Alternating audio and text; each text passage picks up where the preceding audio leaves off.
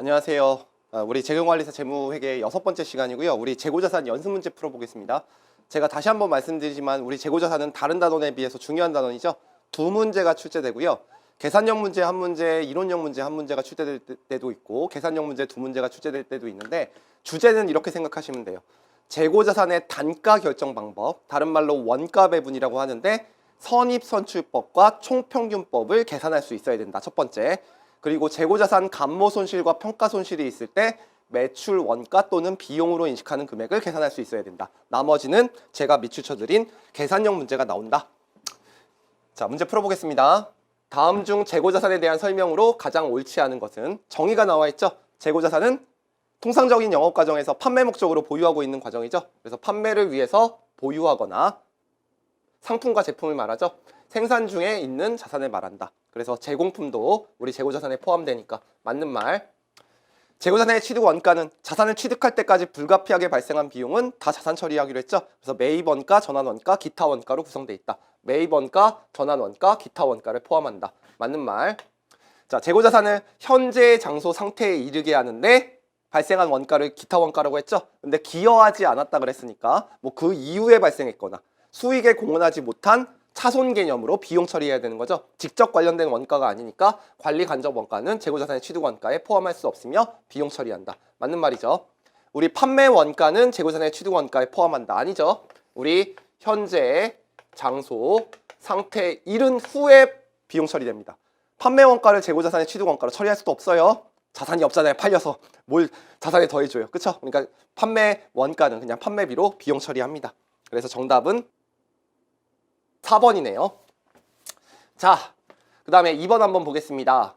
자, 다음 자료를 이용해서 다음 질문에 답하시오라고 되어 있고요. 도매업을 영위하는 3일이 1999년부터 요거 되게 중요하죠. 계속기록법에 의한 평균법. 그래서 계속기록법에다가 평균법을 쓴다는 것은 판매 시마다 평균을 다시 내야 된다 그래서 요거 뜻을 뭐라 그랬어요? 이동평균법을 쓰고 있다. 요 뜻이죠. 그 다음에 회사의 규모가 커지고 판매 상품의 종류가 많아짐에 따라서요. 재고 시스템을 바꾸려고 하고 있습니다. 그래서 사장님, 현재 저희가 채택하고 있는 재고자산 평가 방법으로는 늘어난 상품을 관리하는 것이 쉽지 않다고 돼 있죠. 왜냐면 이게 계속 중간에 평균 내야 되니까 여러분들 문제 풀 때 시간이 많이 걸렸잖아요. 그건 그렇지. 하지만 정 과장도 알다시피 올해 실적이 좋지 않을 것 같아서 재고자산 평가 방법을 선입선출법으로 바꾸게 되면 실적이 더욱 나빠지지 않을까 걱정이 되는군. 그래서 지금 선입선출법으로 바꿀 것인가 고민을 하고 있어요. 그래서 맞습니다. 물가 상승을 고려하면 오히려 당기순이익이 감소될 수 있다. 이걸 바꾸면 당기순이익이 감소된다고 지금 하고 있죠. 그래서 지금 물가가 상승하는 상황이라고 했어요. 그러면 이제 우리가 판단해야 될 게 앞에서 가르쳐 드렸지만 기말재고가 있는데 선입선출법과 이동평균법이 무엇이 더 큰지를 아셔야 되는 거죠. 우리 기말재고는 뭐가 더 큽니까? 먼저 들어온 게 먼저 팔렸다고 했으니까 옛날에 싼 게 매출원가로 갔어. 그러니까 뒤에 있는 게 다 최근의 단가, 물가가 상승한 게 있으니까 기말재고는 선입선출법이 이동평균법보다 크겠죠. 근데 기말재고랑 매출 원가를 더하면 판매 가능 상품이고 이 금액은 고정돼 있으니까 거꾸로 이동평균법이 매출 원가가 클 거고 당기순이익은 매출액은 고정돼 있으니까 매출 원가가 선입선출법이 다 작으니까 당기순이익은 선입선출법이 더 클 거예요. 그래서 A는 당기순이익이 오히려 감소될 수 있음이 아니라 증가될 수 있음입니까? 이건 틀렸죠. 그런가 하긴 현재까지 재고 입출고에 대해서 계속기록법을 써왔으니 선입선출법으로 바꾸는 게 무리는 아니군. 재고자산 도난 분실이 없는 경우에 재고 수량을 결정하는 방법도 계속기록법과 실질재고서법으로 바꾸게 되면 순이익이 증가될 수 있습니다. 이것도 틀렸죠. 왜냐하면 선입선출법 같은 경우에 보세요. 내가 옛날에 100원에 구입한 게 있고 200원에 구입한 게 있고 300원에 구입한 게 있어서 한 개씩 구입했다고 하면요. 만약에 계속기록법을 써서 요 시점에 판매를 했다 그러면 둘 중에 먼저 들어온 거 먼저 팔리면 매출원가 요거. 그 다음에 실질재고서법을 쓰면 12월 31일 날 재고가 3개 있는데 먼저 들어온 거 먼저 팔렸다 그러면 요거. 그러니까 선입선출법은 계속기록법과 실질재고조사법의 매출원가랑 기말재고가 일치하죠. 그러니까 증가될 수 있습니다가 아니라 변동이 없어요. 그러니까 이것도 삽질한 거네요.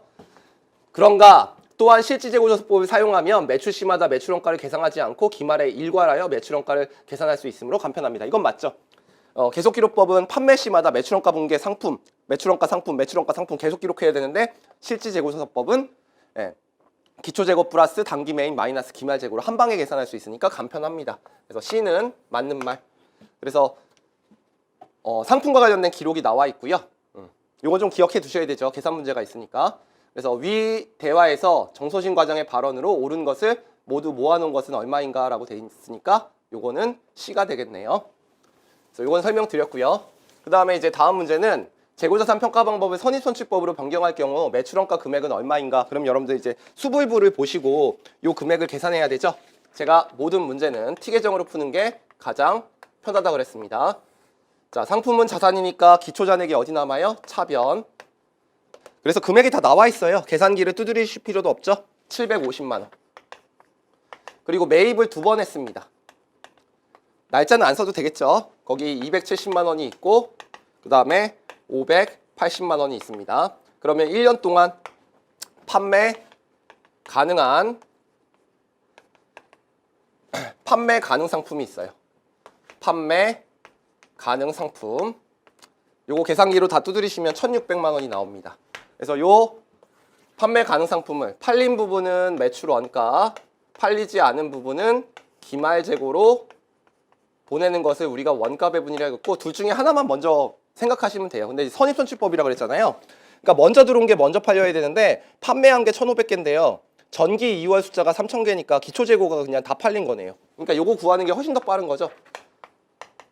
1,500개 팔렸다고 돼 있고요. 단가는 1월 1일 단가니까 2,500원이네요. 그러면 요게 375만 원이고요. 그 다음에 기말 재고는 지금 물어보진 않았지만 요거 1,600만 원이라고 했을 때 여기서 요거 빼주시면 요게 12, 250, 000 요걸 물어볼 수도 있습니다. 근데 지금 문제는 뭐 간단하게 375만 원 물어본 문제니까 쉽게 풀 수 있겠네요. 네, 정답은 2번입니다. 4번 풀어볼 차례죠. 네, 다음 자료에서 재고자산 평가 손실을 용산의 재고자산이 진부화되어 이제 발생을 했고 평가 손실이 있는 문제예요.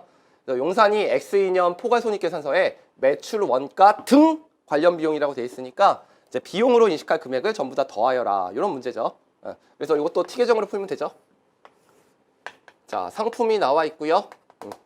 기초재고자산이 그냥 50이라고 문제의 제시, 그리고 단기 매입 금액이 200이라고 문제의 제시, 그래서 판매 가능 상품이 250만 원으로 문제에 나와 있습니다. 이제 판매 이외에 상품이 수량이나 또는 가격이 떨어진 부분이 있다면 여러분들 요거 매출원가라고 쓰는 게 아니라 판매된 부분이라고 쓰는 건데 여러분들한테 판매된 부분의 자료가 절대 나오지 않는다 그랬죠? 그러니까 요 금액은 역산해 줘야 돼요. 나머지를 다 구하신 다음에 그 다음에 재고자산 평가 손실이 있는데 20만 원. 그래서 평가 손실은 자산이 감소됐으니까 20 써주시고요. 그 다음에 감모 손실은 10만 원만큼 발생됐죠. 그리고 우리가 BS에 표시할 기말 재고 금액은 평가 손실과 감모 손실이 반영된 재고를 넣어줘야 돼요. 그래서 만약에 이게 130만 원이라고 돼 있는데 감모 손실과 평가 손실이 반영되지 않았다. 그러면 요거 두 개 반영해서 100만 원으로 바꿔줘야 돼요. 근데 반영됐다 그랬으니까 요게 100만 원. 그러면 차대는 맞아야 되니까 이게 250이니까요. 요 금액이 120임을 알 수 있습니다. 그러면 비용으로 인식된 금액 총액을 물어봤으니까 제일 위에 거 매출 원가, 평가 손실은 일반적으로 매출 원가, 감모 손실은 정상은 매출 원가, 비정상은 기타 비용으로 보내는 게 일반적인데 비용 전체를 물어봤으니까 이 비용 금액은 당연히 150만 원이 됩니다. 정답은 150만 원이고요. 이렇게 푸셔도 돼요. 근데 여러분들 우리 쉽게 푸는 방법도 있어요. 그게 무슨 말이냐면 이건 회계학적인 약간 마인드인데 요거 두 개 더한 금액에서 기말에 BS 표시된 금액 빼주면 나머지 금액 합계액이 전부 다 비용으로 인식하죠. 그러니까 계산할 때 그냥 여기다가 요거 더하고 그 다음에 요거 그냥 빼주면 250만 원에서 100만 원 빼주시면 150만 원 나오니까 이렇게 풀면 1초 만에 풀 수 있죠. 그러면 다른 공부하는 시간을 좀 줄일 수 있습니다. 그런 스킬도 있다. 자, 그래서 150만 원. 자, 5번 볼게요. 자, 다음은 X1년도 3일에 재고자산과 관련된 자료인데요. 계속기록법과 실질재고서법에 의해서 당기 기말재고자산을 각각 계산했을 때 그 결과로 옳은 것은이라고 되어 있으니까 이 계속기록법은 판매 시마다 매출 원가를 먼저 결정하는 방법, 실질재고조사법은 기말재고를 먼저 결정하는 방법입니다. 그래서 T계정을 한번 그려볼까요? 자, 기초재고 금액이 650만 원이 나와 있고요. 3월 3일 날 매입한 금액이 2,000. 그리고 5월 10일은 매출 원가니까 내비두고요. 9월 30일 날 매입 원가가 1,200이라고 나와 있습니다. 됐죠? 그래서 이걸 다 더하시면요. 3,850만 원이에요.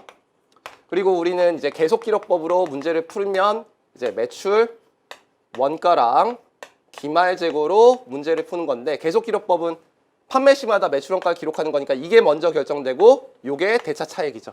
그래서 이 금액 팔린 매출 원가가 나와 있어요. 그래서 2550 000이 나와 있어요. 그러면 여기서 요거 빼주면 대차 차액으로 요 금액 구할 수 있죠. 그러면 요 금액 구하시면 1,300이 나옵니다. 이렇게 푸는 게 계속기록법. 실질재고조사법은 기말에 가서 쉬어보는 거니까 이걸 먼저 결정하고 이걸 대차 차액으로 구하는 거죠. 그렇죠? 그러면 요게 1,000만 원이라고 문제에 제시가 되어 있습니다. 그럼 거꾸로 역산하면 여기서 1,000만 원을 빼주시면 2850 000. 그래서 위에 거를 물어볼 수도 있는데 지금 요걸 물어봤으니까요. 1,300만 원하고 1,000만 원이 답이겠네요. 그래서 정답은 4번입니다. 6번이요. 자, 여러분들 6번은요. 우리 재고자산을 추정해서 원가 배분을 하는 방법이 매출총 이익률과 소매제고법이 있는데요. 요 재경관리사 책에 옛날에 들어가 있다가 빠졌어요. 그러니까 본문에 없는 내용이고요. 문제가 상당히 어렵고요. 요거 옛날에 나왔던 세무사 기출문제인데 절대 재경관리사 시험에 안 나옵니다. 제가 3년 동안 강의하면서 맨날 생략했어요. 그러니까 걱정하지 마시고 6번은 생략. 7번 볼게요. 7번은 최근에 한번 나왔던 문제예요. 근데 요 문제도 그냥은 못 풀어요. 여러분들이 나중에 이제 환율 변동 효과라는 걸 배워야 되는데 우리가 달러로 자산을 구입할 때가 있거든요. 그러면 달러로 회계 처리를 하는 게 아니라 원화로 바꿔줘야겠죠. 그래서 환율과 관련된 여러 가지 회계 처리를 하는데 재고자산은 역사적 원가로 평가하는 회계 처리 방법이기 때문에 거래일의 환율을 곱하셔서 계산하시면 됩니다. 그래서 자동차 부품업을 영위하는 주 3일이 단기 중에 원자재를 후불 조건으로 수입하는 과정에서 다음과 같은 항목이 발생했는데 동매입 거래에서 재무상태표에 증가할 재고자산의 가액은 얼마냐고 돼 있으니까 재고자산 취득 금액으로 처리할 금액이 얼마인지 물어보는 거예요. 그래서 일단 달러로 우리가 1,000불을 구입을 했어요. 근데 매입 할인이 달러로 120원만큼, 120불만큼 할인을 해준 거죠. 그러면 순수하게 받은 금액은 880불이니까 여기다가 이제 환율을 곱해주면 되겠죠. 그래서 1,100원을 곱해준 숫자. 요게 재고자산의 취득 원가고, 그 다음에 운송보험료가 있죠. 자산을 취득할 때까지 불가피하게 발생한 비용 맞죠. 그러니까 8만 원은 운송보험료 더해주고요.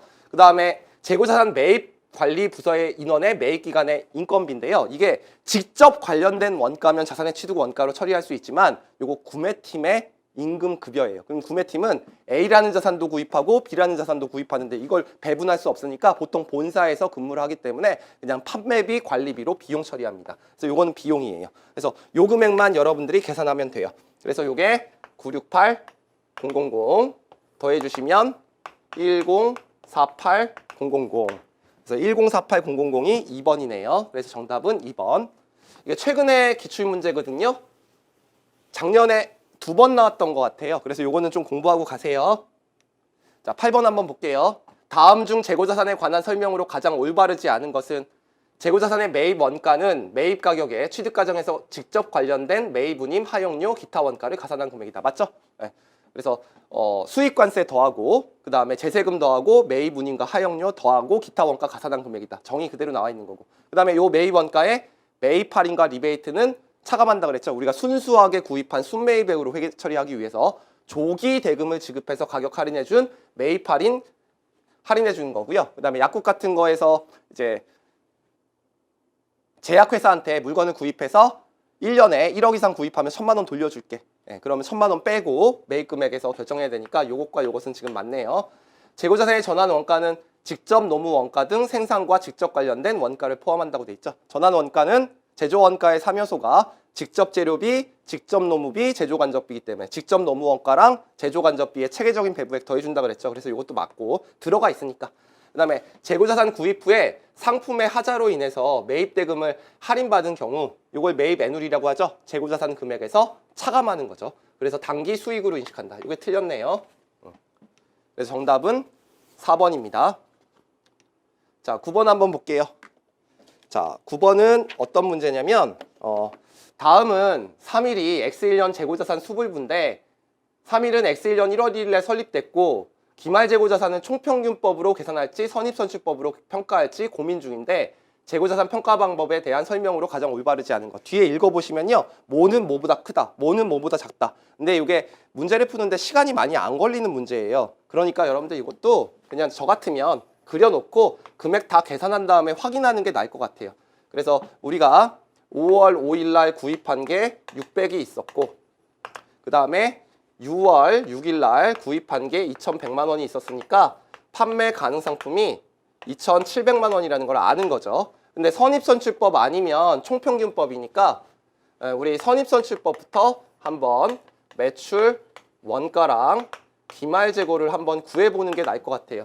그래서 지금 10,000개가 있었는데 판매가 8,500개가 됐으니까 기말에 1,500개 남았다는 것은 선입선출법 먼저 들어온 거 먼저 팔렸으니까 5월 5일 거 다 팔렸고 요것만 지금 안 팔린 게 남아있는 거잖아요. 그러니까 요 3,000원에다가 1,500개만 곱하면 되겠네요. 선입선출법. 그럼 기말 재고를 먼저 구할 수 있네요. 3,000원에다가 1,500개. 그래서 요거 계산하시면 요게 450만 원이 나와요. 그래서 요게 2,700만 원. 그러면 요 금액이 얼마 나오냐면 2,250만 원이 매출 원가. 이렇게 구해 놓으시고 총평균법은 여태까지인 거 평균 내서 단가를 구해야 되잖아요. 그러니까 평균 단가를 먼저 구해야지 기말 재고를 구할 수 있습니다. 일단 우리가 1,500개라는 건 아는데 단가만 계산하시면 되죠. 단가 어떻게 계산하시면 돼요? 기말에 한꺼번에 계산하는 거니까 총 금액이 2,700만 원이고요. 그 다음에 총 개수가 10,000개라고 써있죠. 2개 더하면 10,000개. 그러니까 하나당 2,700원이네요. 그러면 2,700원에다가 저걸 곱해 주시면 2,700원 곱하기 1,500원 하시면 4050,000이 나옵니다. 거기서 2,700만 원을 빼주시면 22950,000. 그래서 이렇게 선입선출법과 총평균법 구해 놓으신 다음에 문제를 보시면 되죠.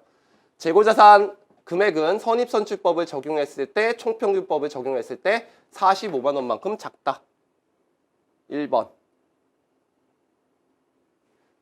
총평균법을 적용했을 때 45만 원 작죠. 그러니까 이건 맞네요.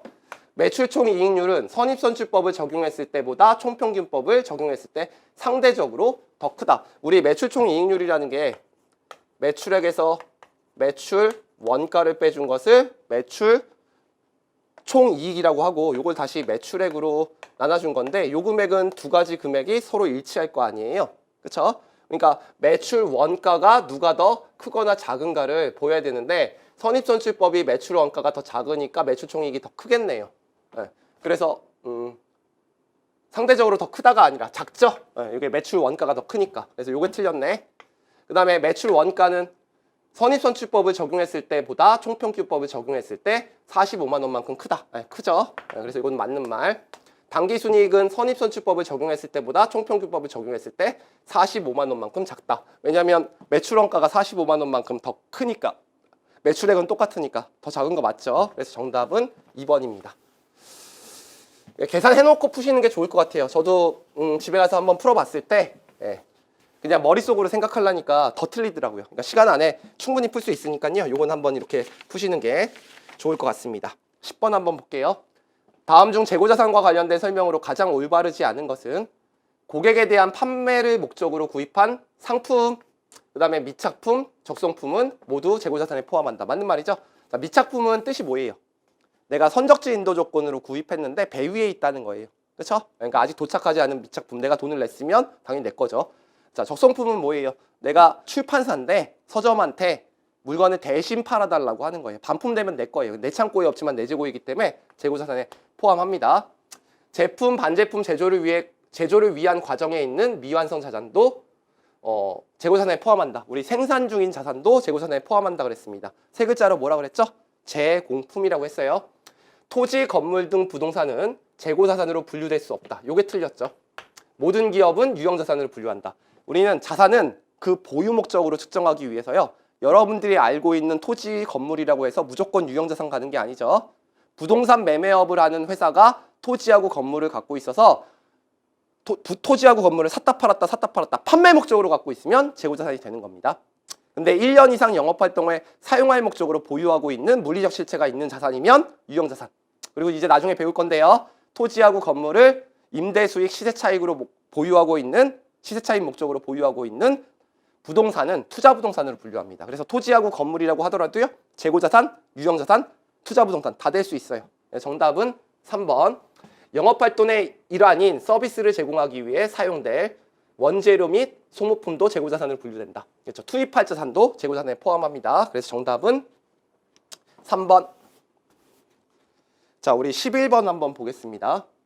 3일의 재고자산과 관련해서 X1년도 비용으로 계산될 금액은 얼마인가라고 돼 있네요. 우리 판매 가능 상품이 아예 좋네요.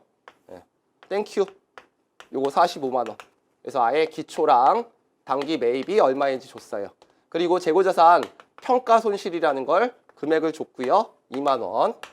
그 다음에 우리 BS에 표시될 기말재고는 당연히 평가 손실 차감한 취득 원가랑 순실현가는 같이 낮은 금액으로 평가를 해야 되고 언제나 판매된 부분은 자료가 주어지지 않는다. 그럼 역산하시면 되죠. 요게 45만 원이어야 되니까 요걸 역산하시면 요게 34만 원이 나오죠. 그때 뭘 물어봤죠? 비용으로 인식할 금액을 물어봤죠? 그러면 요거 두 개가 비용으로 인식할 금액이니까 36만 원이 되겠네요. 그래서 정답은 3번인데요. 요렇게 푸셔도 되고요. 요거 1초 만에 풀 수 있죠? 어차피 요거 두 개 더한 거에서 요거 뺀 거, 요 지금 노란색 박스가 비용으로 인식될 금액이니까 여기서 요 금액을 그냥 계산기로 빼주시면 바로 36만 원 구하는 것도 알 수 있습니다. 이런 걸 스킬이라고 하는 거죠. 자, 12번 한번 보겠습니다. 자, 다음은 3일이 재고자산 수불부인데요. 선입선출법으로 평가하는 경우와 총평균법으로 평가하는 경우에 기말재고자산 금액을 구하라고 하고 있네요. 자, 그럼 이것도 T계정으로 푸셔야 되는데 일단 상품 T계정을 한번 그려볼게요. 우리 일단 기초재고 숫자는 전년도 재무제표에서 알 수 있으니까 여기 600만 원이네요. 됐죠? 그 다음에 이제 매입 금액이 나와 있는데 구입. 매입 금액이 세 가지가 나와 있어요. 500, 자 560, 그리고 300. 그래서 이거 다 더하면 판매 가능 상품을 우리가 구할 수 있습니다. 1960만 원. 그 다음에 이제 우리가 해야 될 일이 매출 원가랑 자 기말재고 둘 중에 하나만 먼저 구하시면 되죠. 그래서 먼저 선입선출법이 나와 있어요. 먼저 들어온 게 먼저 팔렸다. 자, 그럼 뭐부터 구하는 게 편할까요? 우리 기말재고가 2,000개 있잖아요. 2,000개. 먼저 들어온 게 먼저 팔렸으니까 남아있는 것은 여기 1,000개랑 여기서 1,000개가 남아있겠네요. 그렇죠? 그럼 1,000개에다가 3,000원 곱하고 1,000개에다가 2,800원 곱하면 되겠네. 요걸 먼저 구하는 게 편하겠네요. 1,000개 곱하기 2,800원과 1,000개 곱하기 3,000원. 580만 원인가요? 그래서 요게 580만 원. 요 대차 차익으로 구하는 건 여러분들 여기서 요거 빼주시면 돼요. 근데 우리는 기말재고만 구하라 그랬으니까 기말재고만 구하시면 되죠. 그 다음에 우리 총평균법이죠. 그래서 총평균법은 2,000개에다가 기말재고가 2,000개라고 나와 있고 평균 단가만 구하시면 돼요. 평균 단가는 요거 다 더하신 다음에 수량으로 나눠주면 되죠. 1,960만 원을 전체 수량으로. 수량을 몇 개냐고 보시면 3,000개에서 2,000개 구입했고 2,000개 구입했고 1,000개 구입했죠. 총 5,000개에서 8,000개네요. 그래서 8,000개 나눠주시면 되죠. 네.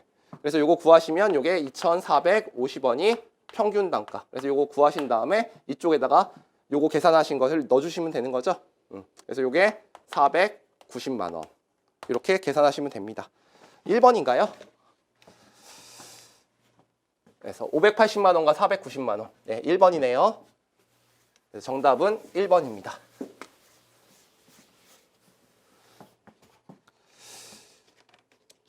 자, 이제 마지막 문제, 말 문제인데요. 이 문제는 좀 별표 쳐놓으세요. 요즘에 계속 자주 나오고 있어요.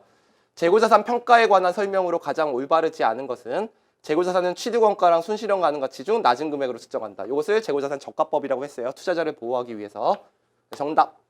자, 원재료의 현행 대체 원가는 장부 금액보다 낮게 추정된다면 예외 없이 재고자산 평가 손실이 발생한다. 이게 틀렸죠?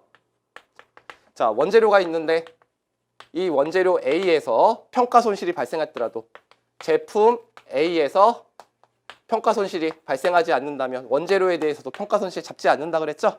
그래서 요거 기억하시면 되고요. 정답은 2번이네요. 상품 및 제품의 순실현 가능 가액은 예상 판매 가격에서 추가 완성 원가 및 기타 판매 비용을 차감한 금액으로 추정한다. 순실현 가능 가치의 뜻이 나와 있죠? 예상 판매 가격 마이너스 추가 완성 원가 마이너스 예상 판매비. 그래서 요거 맞는 말. 그다음에 재고자산의 판매가 계약에 의해서 확정되어 있는 경우. 요걸 뭐라 그랬어요? 확정 판매 계약. 그럼 순실현 가능 가치는 계약 가격이 기초해야 된다 그랬어요. 시장 가격이 기초해야 된다 그랬어요. 계약 가격. 그래서 계약 가격이다. 그래서 맞는 말이네요. 정답은 2번입니다. 자, 여러분들 이번 시간에 제가 풀어드린 문제가 전부 다 시험에 나오셔서 여러분들 좋은 성적 맞으셨으면 좋겠어요. 수고하셨습니다.